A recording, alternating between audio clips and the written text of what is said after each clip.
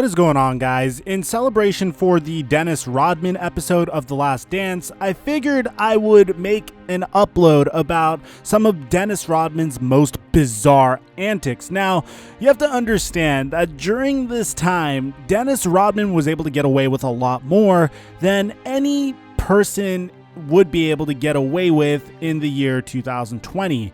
You have to understand this is the age before social media. This is the age where most athletes had significantly more privacy than they do now, and they would be able to get away with significantly more. Now, guys, really quickly before we start the content, if you are new to the channel but you absolutely love the NBA, please take some time to drop a like, subscribe, and turn on notifications so you can never miss an upload. Furthermore, I live stream on Twitch on Sundays, Tuesdays, and Thursdays at 9 p.m. Pacific time, and I am giving away $1,000 on May 4th on my Instagram page. All the links to those things are in the description down below. And let's start with our very first bizarre Dennis Rodman moment, because on March 16th, 1996, Dennis Rodman's Chicago Bulls were playing a game against the New Jersey Nets. And during the course of the game, Dennis Rodman would get ejected for receiving 2 technical fouls. Now, Dennis Rodman wasn't really happy about this, so in response to this ejection, Dennis Rodman decided to run over to the referee, Ted Bernhardt, yell at him, curse at him at the same time, and when Dennis Rodman was close to him, he very quickly headbutted the referee. Could you imagine that? And then he left. He literally headbutted the referee and then stormed off. And again, he was cursing at the same time along the way. You could kind of hear him and see what he was saying. And as he went away, Dennis Rodman would take off his jersey and turn back around to yell at the court. And I'm assuming he was yelling at the referee when he was doing this. And he would refuse to leave to the locker room. Now, eventually, of course, they got him off the court towards the locker room. But he violently knocked over a cooler in the process. If you've never seen this before, it's like a combination of what happened with Andrew Bynum after a violent foul against JJ Barea and the Dallas Mavericks during the 2011 NBA playoffs for the Los Angeles Lakers. You know, he would take off his jersey later on and he would walk away. But that's not it. The fallout from this incident was very severe. Dennis Rodman would get suspended for 6 games and he would get fined a total of $204,000. News sources reported that if Dennis Rodman was to do that in a real life setting, chances are he would have gotten 2 to 5 years of jail time. He's lucky that he did this in the context of an NBA court. But that wouldn't be the only time that Dennis Rodman would attack someone on a basketball court that wasn't even playing basketball. Because on January 15th of 1997, Dennis Rodman would fall to the floor after a play against the Minnesota Timberwolves, I think after defending Tom Gugliotta.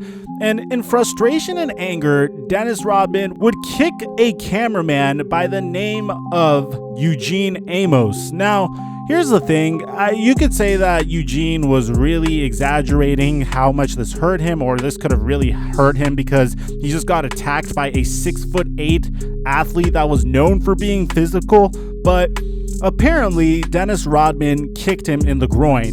Now, according to Rodman, he was actually aiming at a small camera located close to Amos. And if you're going to assume that, then we must presume that this camera was in his way either at the end of the play or where he was falling. And by kicking the camera, he kicked Amos in the groin area, and Amos proceeded to lose consciousness and was carried off the court by a stretcher and taken to the hospital for treatment. The kick came just the season after he headbutted the referee, and he was punished even harder for this by the league. Rodman would get suspended for 11 games without pay, although that suspension initially was supposed to be indefinite until Dennis Rodman could prove to a league-appointed therapist that he would not be a danger to others, but eventually it would be only 11 games. And he was fined $25,000. Now, I know what you might be thinking, Mike, this doesn't sound to be as severe as the first instant where he headbutted a referee. Well, Dennis Rodman also had to pay Amos $200,000 for the damage and trauma he'd caused, and it is estimated that Dennis Rodman lost over $1 million from the kick and its fallout. And you have to bear in mind, back then, NBA players weren't getting paid like $40 million, throughout their career, or they weren't getting paid like $15 million a year. $1 million for a player like Dennis Rodman is a lot of money. But here's the best part. Dennis Rodman was able to leverage this bizarre moment into his next bizarre moment, because literally 2 months later, Dennis Rodman would appear on WCW World Championship Wrestling after being fresh off of a suspension for kicking a cameraman in the groin and just a season removed from having headbutted a referee, and use this opportunity to launch his wrestling career, which was, to be honest, catalyzed by Hulk Hogan. And here's the craziest part of all. He was fined $20,000 for leaving his team just before Game 4 of the 1997 NBA Finals against the Utah Jazz to participate in wrestling. He was part of the New World Order, which was a group of wrestlers founded by Hulk Hogan, Scott Hall, and Kevin Nash. It was a very big deal. It was like the main attraction of WCW at the time. This was a huge storyline that literally carried this organization during the time, and once it kind of collapsed, the WCW fell off. But this was like the peak of WCW. This is when they were considered to be better than the WWE. What's really funny is this actually turned into a viable career for Rodman. His first match would be 3 months later on July of 1997 at Bash at the Beach. But here's what's even funnier. A year later, in 1998, he would have a wrestling match against Karl Malone, a guy that he met in the NBA Finals twice. That's absolutely ridiculous. Rodman would retire from wrestling in 2000, and that's probably because the WCW was trending down at that point. Random celebrities were winning the championship, but this was still ridiculous because it's like a train. Headbutting the referee turns into kicking a cameraman in the groin, which turns into him eventually joining a wrestling organization during the time that his team was playing in the NBA Finals. Now look, this is probably the most bizarre part because all those things had something to do with sports, but this is probably the first bizarre thing that has nothing to do with sports, and it was in the year of 1996. In the midst of the Chicago Bulls three-peat, Dennis Rodman would release a biography called As Bad As I Want to Be, and he would start dressing in fairly unconventional ways, typically looking like a rock star and not really like a NBA player. And the most weirdest look came during a book signing for his book in New York.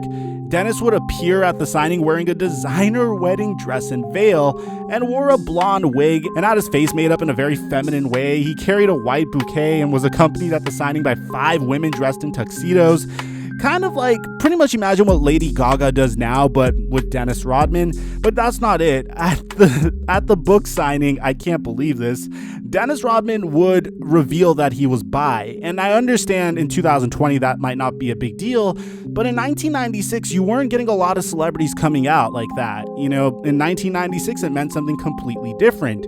So this made crazy waves back then. And then later on, he would come out and say he's not actually bi. He just wanted to marry himself. It's just so weird. You know what I just don't know how to comment on it. I don't know how to give my opinion on it. It's just so bizarre, but it's so Dennis Rodman. But wait until you see what's the most bizarre thing that Dennis Rodman has done on this list.